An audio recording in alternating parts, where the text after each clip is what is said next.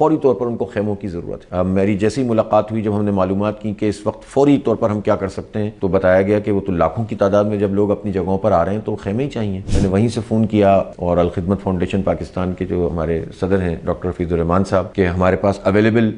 کتنا اس وقت اسٹف موجود ہے، تو 5-6 ہزار خیمے تو ایک ہی جگہ سے ہمارے پاس اویلیبل تھے۔ ہم نے فوری طور پر آرڈر کیا، پھر وہ خود جارڈن گئے اور جارڈن سے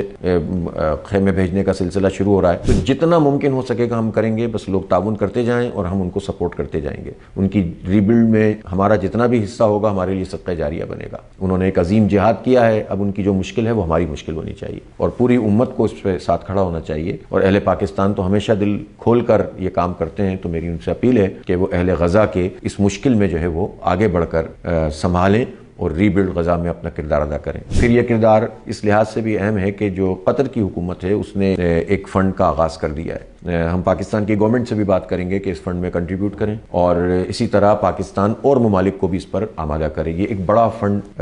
بننا چاہیے اور مسلم ممالک کو اس کی اونرشپ لینی چاہیے۔ اسی طرح سے اس کو اقوام متحدہ کی سطح پر اس میں ایلوکیشن فنڈز کی بہت پراپر ہونی چاہیے اور بہت تیزی سے، اس لیے کہ جتنی تباہی ہو چکی ہے وہ تو برسوں لگیں گے اس کو تعمیر ہوتے ہوتے، لیکن چھوڑا تو نہیں جا سکتا۔ پھر ان کے زخمیوں کے معاملات ہیں، دیکھیں کتنے عظیم لوگ ہیں، ہم سے وہ زیادہ مطالبے نہیں کر رہے تھے، بس وہ یہ کہہ رہے تھے کہ ہمارے جو زخمی ہیں ان کے علاج کے لیے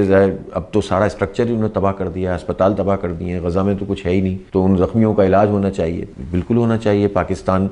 کو اس میں پیشکش کرنی چاہیے۔ اسی طرح ان کے طلباء کو پڑھانے کا کوئی سلسلہ ہو، خود وہیں پر ایجوکیشن آن لائن دینے کا سلسلہ نظام، اس پہ بھی الخدمت سے ہماری بات ہوئی ہے اور اللہ نے چاہا تو ہم کوئی نظام ایسا بنائیں گے کہ ہمارے وہاں کے جو بچے ہیں ان کی ایجوکیشن خود جو ان کی اپنی